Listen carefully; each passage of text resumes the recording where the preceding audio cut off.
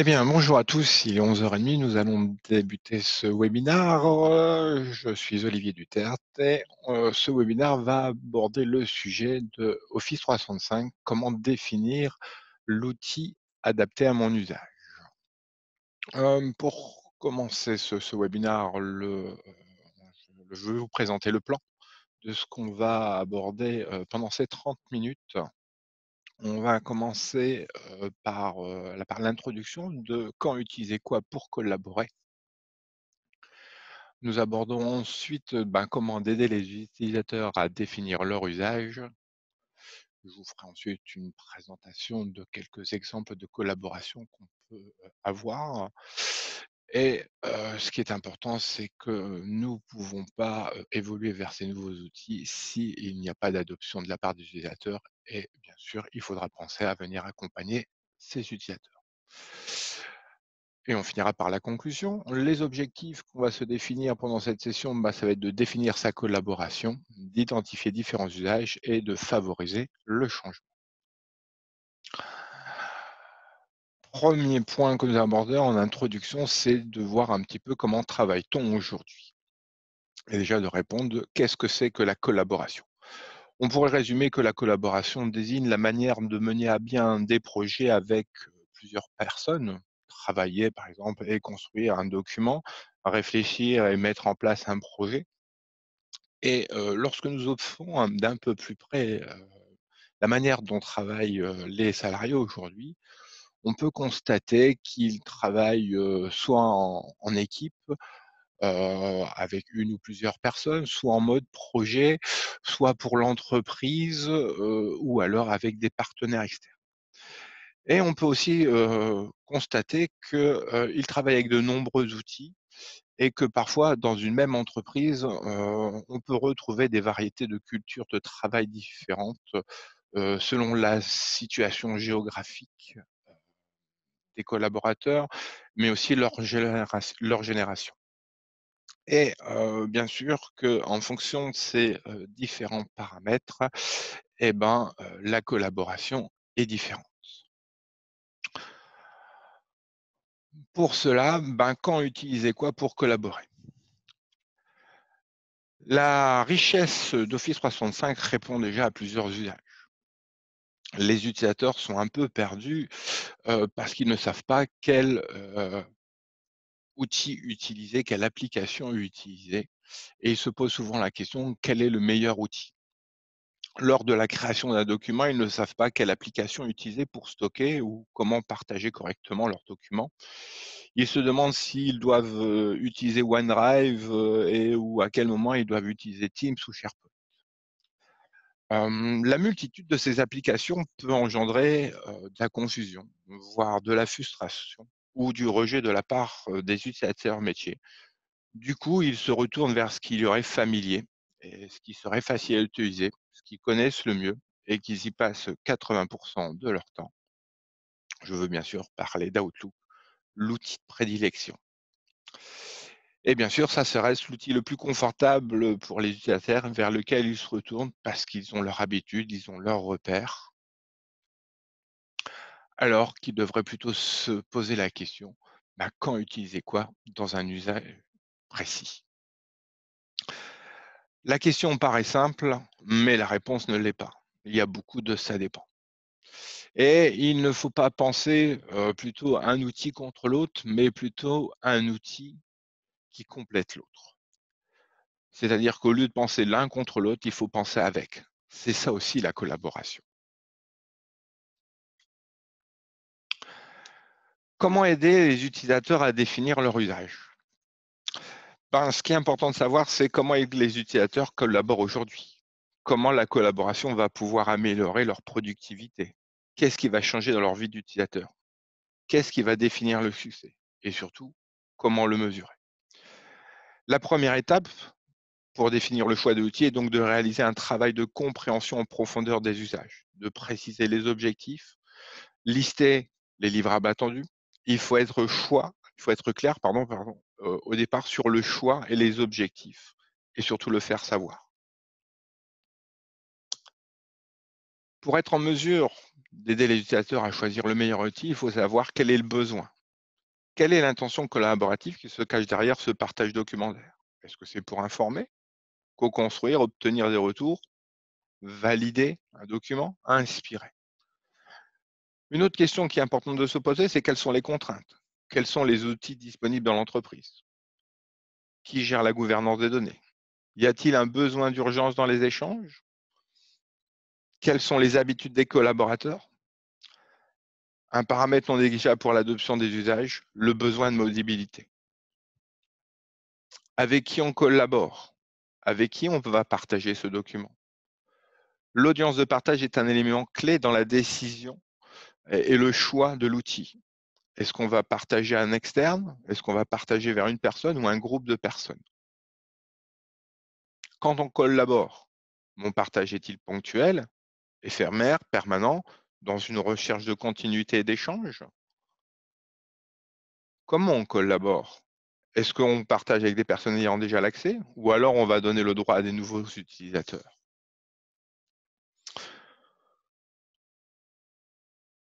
Au travers de ces différents exemples, au travers de ces différents choix, eh ben, on va essayer de voir qu'il existe plusieurs façons de partager des documents. À savoir que la coproduction et la collaboration autour des documents est une activité importante dans une entreprise. Et derrière, quelles sont les applications de la suite Office 365 qu'on veut utiliser l'utilisateur quand on parle de collaboration d'entreprise? Une multitude d'options s'offrent à nous. Il convient tout d'abord de savoir précisément ce que l'on veut faire. Je veux partager un document. Le partage d'un fichier, d'un dossier, d'un site complet ou alors d'un espace de travail. Comment on va le partager? Est-ce qu'avec des personnes déjà en l'accès ou alors on va donner le droit à des nouveaux utilisateurs? En interne, en externe? Je vous propose de décrypter quelques exemples et voyons d'abord comment on va pouvoir gérer et partager le document avec 4 exemples d'usage de travail collaboratif. Lorsque je souhaite partager des documents avec des personnes de manière ponctuelle à partir de mon espace de travail individuel de stockage, eh ben, l'outil adapté est OneDrive. C'est adapté puisque ça va répondre à ces usages qui vont être de stocker ces documents en ligne et donc de pouvoir avoir accès à n'importe quel moment, de pouvoir les partager et de maîtriser aussi la gestion et les accès de ces documents, de pouvoir collaborer, c'est-à-dire avec l'aide d'autres personnes de construire ces documents et bien sûr de pouvoir travailler en mobilité, c'est-à-dire que je vais pouvoir avoir accès à ces informations sur n'importe quel device. Une autre façon de partager, c'est je vais partager un document, mais je vais avoir aussi besoin de le communiquer dans le cadre d'un projet ou alors dans le sein d'une équipe. Pour cela, je vais retrouver l'application Teams, puisque, étant donné que je vais avoir besoin d'échanger, Teams va répondre aux usages suivants. Je vais pouvoir partager mon écran pour améliorer la collaboration, partager aussi des documents, partager de l'information, tout type d'information. Je vais pouvoir gérer l'activité, coordonner les réunions d'équipe et je vais surtout pouvoir, une chose importante, échanger en temps réel. Un autre exemple de partage de documents que je vais avoir, c'est que je vais avoir toujours ce besoin de communiquer dans le cadre du projet, mais là, je vais plutôt m'orienter sur une communication par mail. L'outil adapté à ce niveau-là est plutôt les groupes Office 365 parce que je vais pouvoir avec cet outil, avec ce concept collaboratif, eh ben, envoyer des emails groupés à un certain nombre de personnes, en interne comme en externe, accéder à des documents partagés, de pouvoir gérer un agenda de groupe et aussi également de gérer des notes groupées. Dernière façon de partager un document, j'ai besoin d'organiser mes documents de façon structurée, en interne ou en externe, et je n'ai pas forcément de besoin de converser ou de gérer des tâches. L'application adaptée est SharePoint. Pourquoi? Parce que dans les usages, on va pouvoir gérer des documents, des flux de travail, des listes, on va pouvoir faire des échanges en interne et en externe au niveau du partage des documents, on va pouvoir gérer les droits d'accès de manière plus finement sur les documents et on va pouvoir personnaliser les contenus. Avec des web art, on va pouvoir aussi définir des plans de classement, de classer, catégoriser ces documents, de gérer le cycle de vie d'un document. Ce qui est important derrière, c'est de bien comprendre quelle est l'intention collaborative qui se cache derrière, ce partage documentaire. D'autres exemples de collaboration que je voudrais vous partager, ça va être par exemple, au niveau de la diffusion de l'information. Je souhaite partager ou diffuser de l'information. Première possibilité, j'ai besoin d'avoir des échanges rapides et pouvoir partager mon écran. L'outil ou les outils adaptés, puisque Skype existe encore dans la suite Office 365, ce sont bien sûr Teams et Skype, puisqu'ils vont répondre aux usages suivants, d'avoir un échange rapide par messagerie instantanée, de pouvoir, avec ces deux outils, faire des partages d'écran, de présenter, de faire des appels audio et aussi de faire des visioconférences. Un autre exemple de partage et de diffusion de l'information, j'ai besoin de communiquer, de coordonner mon équipe dans le cadre d'un projet ou au sein d'une équipe en travaillant par sujet. L'application qui répond à cet usage est Teams. Ces usages vont être le partage d'écran, de documents, partage d'informations, coordination d'équipe et réunion d'équipe avec, bien sûr, tous les connecteurs que l'on va pouvoir rajouter avec, et aussi de bénéficier des échanges en temps réel pour améliorer la fluidité de la communication. Une autre façon de partager et de diffuser de l'information, ça va être, je vais avoir besoin de communiquer de manière officielle. Je pense que vous avez tous reconnu l'outil adapté, hein, Outlook, que l'on connaît, hein, avec nos fameuses newsletters ou la communication qui va venir des différents services ou de la direction. Et cela va répondre aux usages suivants, de communiquer à l'ensemble de l'entreprise, d'envoyer des mails simples ou groupés, de pouvoir aussi organiser son travail et bien sûr de partager des pièces jointes stockées dans le cloud. Une autre façon de pouvoir partager, diffuser de l'information, c'est que j'ai besoin de centraliser et de diffuser de la communication officielle. L'outil ou les outils adaptés, puisque je vous en propose 2 ici, vont être d'un côté SharePoint et Stream. Alors, pourquoi ces outils répondent à ces usages? Puisqu'on va pouvoir, configurer, des sites de communication qui va nous permettre derrière, eh ben, de diffuser, des informations au niveau de l'entreprise sur, par exemple, les nouveautés, signaler une embauche, le lancement d'un nouveau projet, un événement.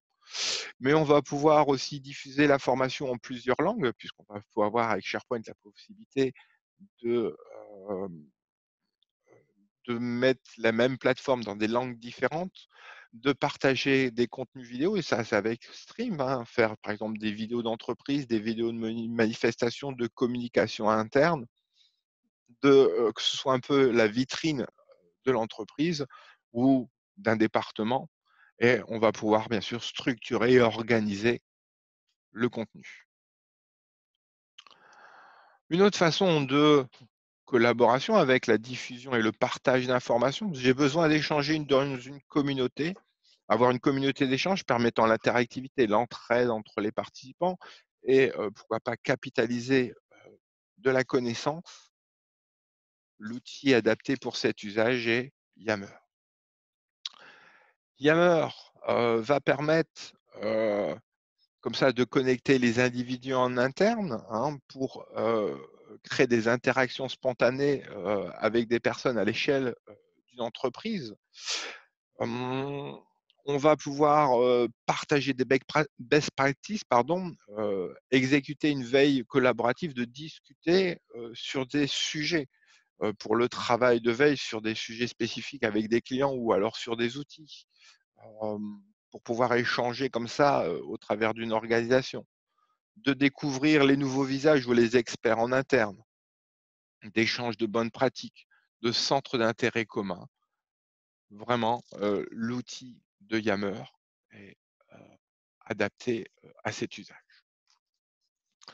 Après ces quelques exemples de collaboration, si on pouvait en faire une synthèse, je voudrais vous présenter un peu une matrice des usages où, selon l'audience différente, hein, donnée, donc j'ai pris un petit groupe de personnes, hein, moins de 4 personnes, à hauteur d'une équipe d'une vingtaine de personnes, à hauteur d'un établissement, d'une business unit, ou alors, au niveau, de l'entreprise, différents usages que l'on connaît tous, hein.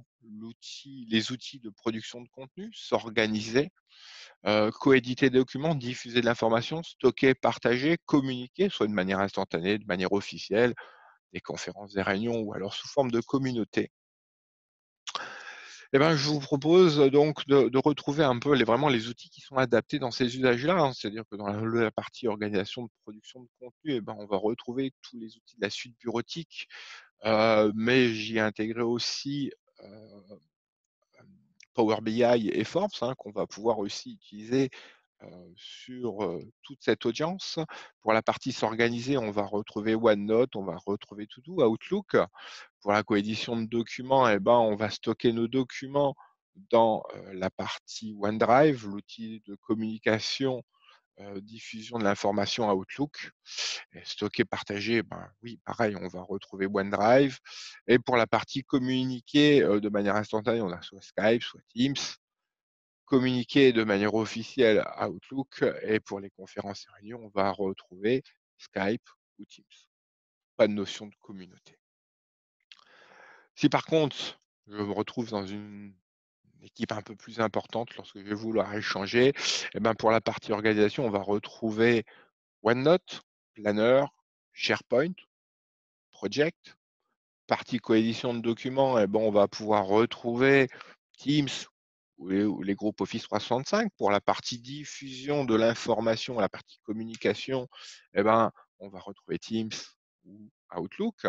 Stocker et partager les documents, Teams ou les groupes Office 365.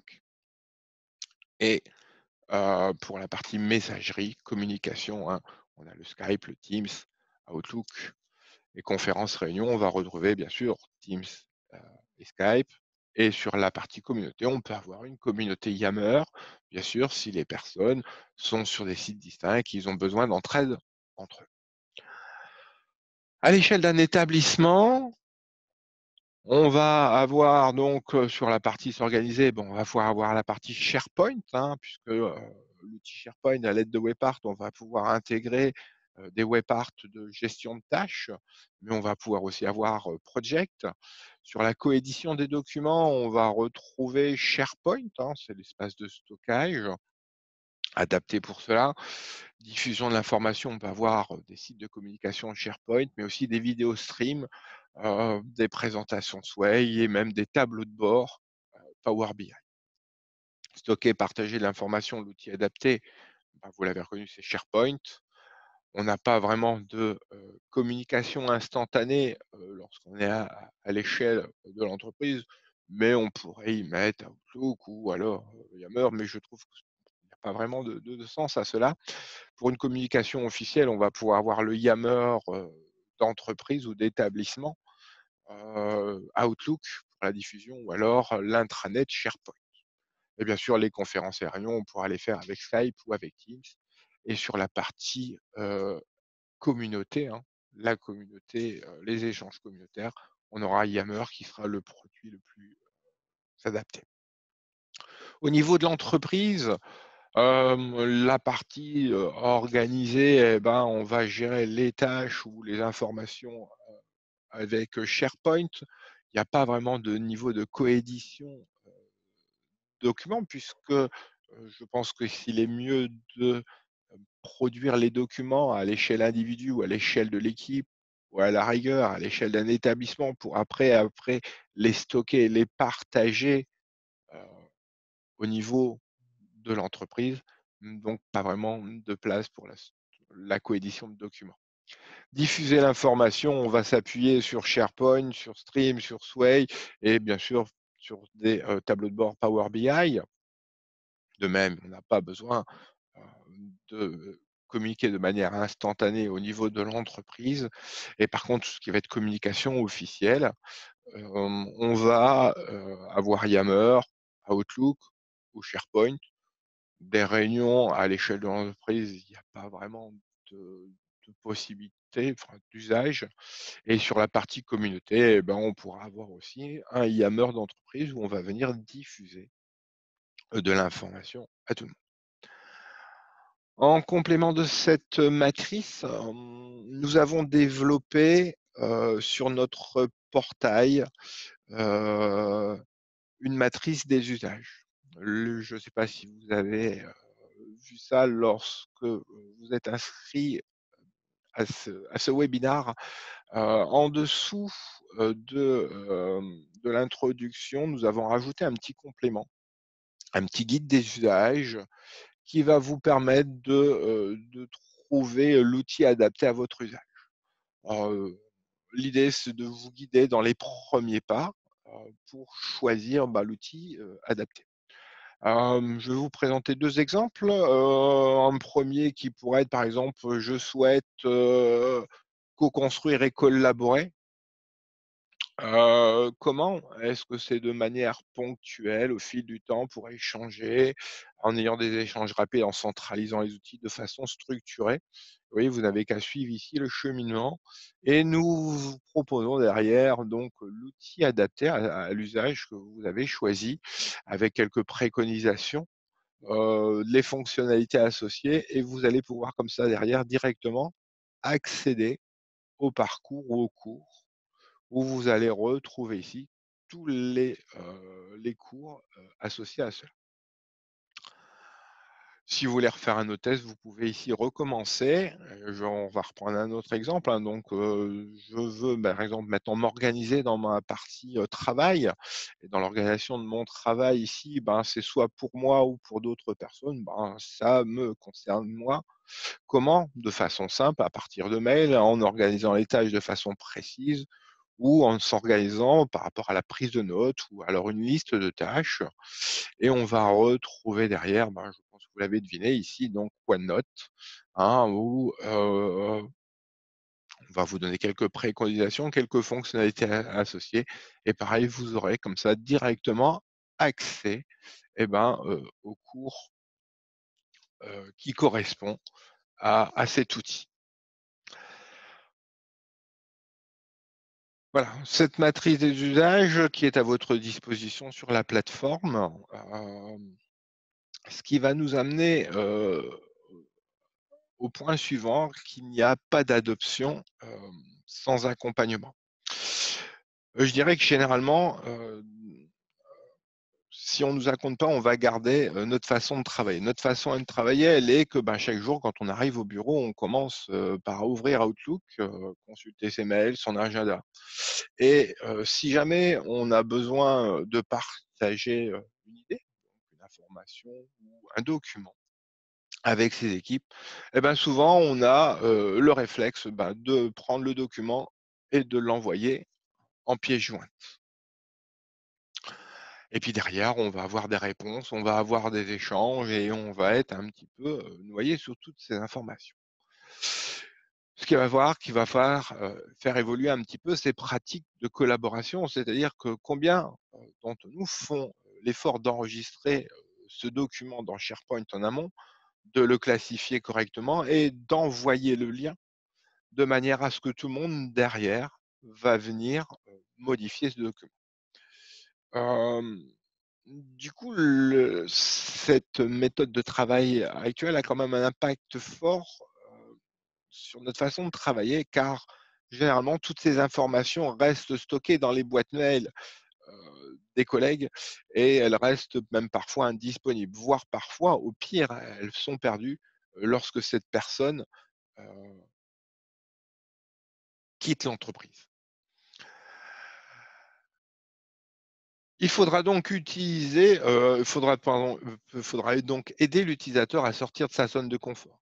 Il faudra le faire évoluer, dans les mentalités, l'accompagner, dans cette démarche et cette évolution a un impact profond dans le changement de culture de l'entreprise.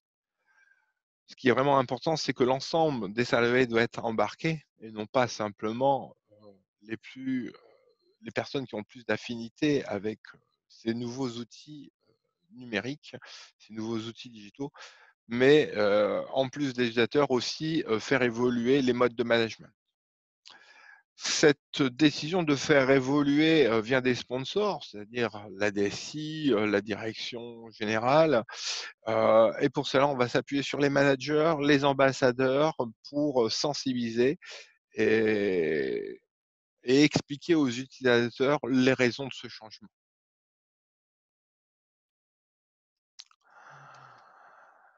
Pas d'adoption sans accompagnement, pourquoi vos utilisateurs utilisent plus un autre outil que d'autres? Le manque de temps, force forcément les utilisateurs à, s'orienter sur des choses qu'ils connaissent déjà. Parce que les bénéfices sont immédiats, ils n'ont pas à chercher quel est le bon outil et ils se retournent sur ce qu'ils savent déjà faire. L'inconvénient, c'est que, le fait de s'orienter sur des choses qu'ils connaissent déjà, ben, ça va peut-être à l'encontre des bénéfices collectifs de l'entreprise et des bénéfices à long terme. Souvent les utilisateurs s'orientent sur, ses propres choix, sur des choses qu'ils connaissent déjà, ce qui va parfois à l'encontre des préconisations, de l'équipe digitale ou du service IT et pour cela, heu, l'adoption, ben, c'est de dire que c'est la facilité d'utilisation, c'est l'habitude qu'on a, c'est un gain de productivité et une meilleure connaissance, du produit ou de la fonctionnalité. Ce qui va permettre de faire évoluer, ce qui va de faire changer d'avis, les utilisateurs sur l'usage au quotidien de ces outils, c'est l'expérience procurée. C'est-à-dire un mélange de plaisir, de sens, d'éléments pratiques et de signes d'appartenance. Heu, je dirais souvent que choisir son outil collaboratif en tant qu'utilisateur révèle souvent d'un choix d'expérience et pas forcément d'un choix fonctionnel. Ce qu'il faut faire, c'est, de les accompagner à faire le bon choix. Le bon choix, de l'outil collaboratif est parfois pour l'utilisateur quelque chose de complexe.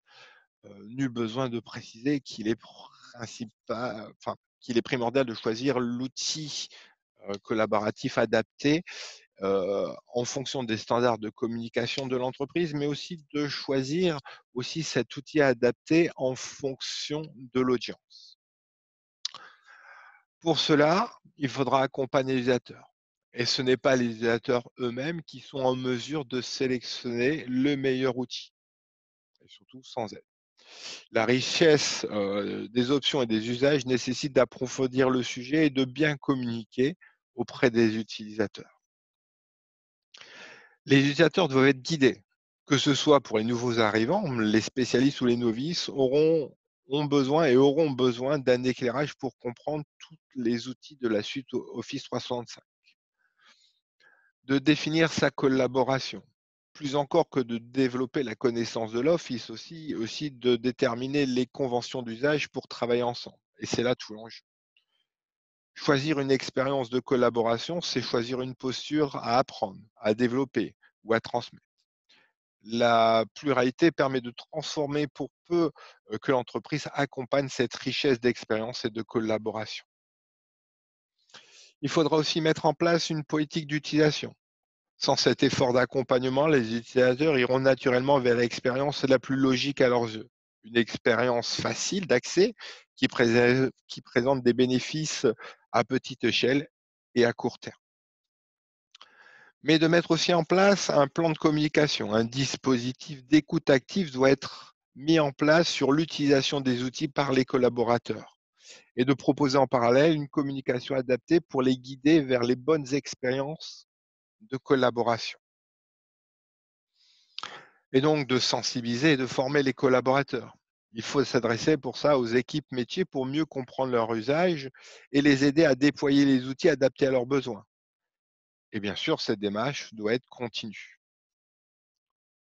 Dernière chose, ne pas négliger la résistance au changement. Celle-ci est naturelle de la part des utilisateurs.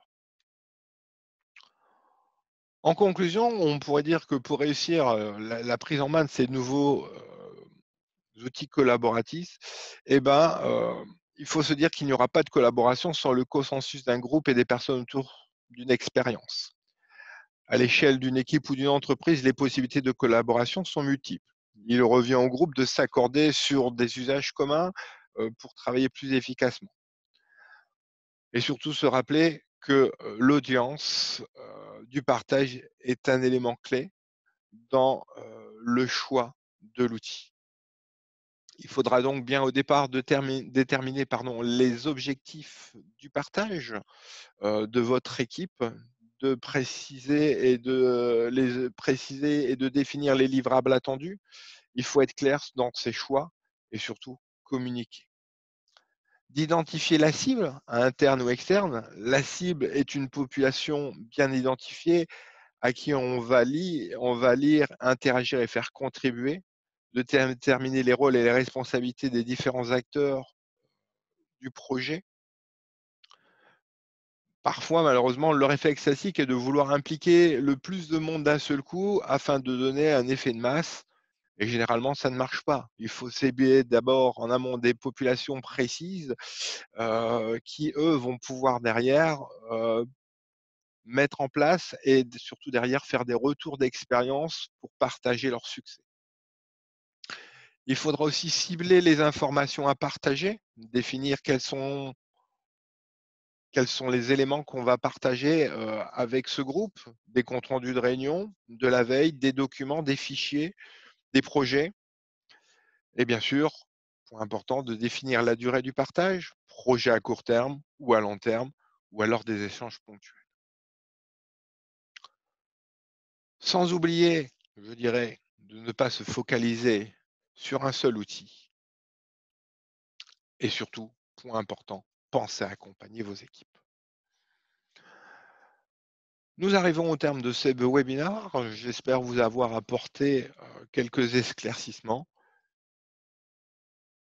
Je vous remercie à tous de votre attention et je vous souhaite une bonne journée. Vous pourrez retrouver ultérieurement ce webinaire sur notre plateforme et si vous avez des questions à poser, n'hésitez pas à les partager directement dans le chat de cette session. Bonne journée à tous, au revoir.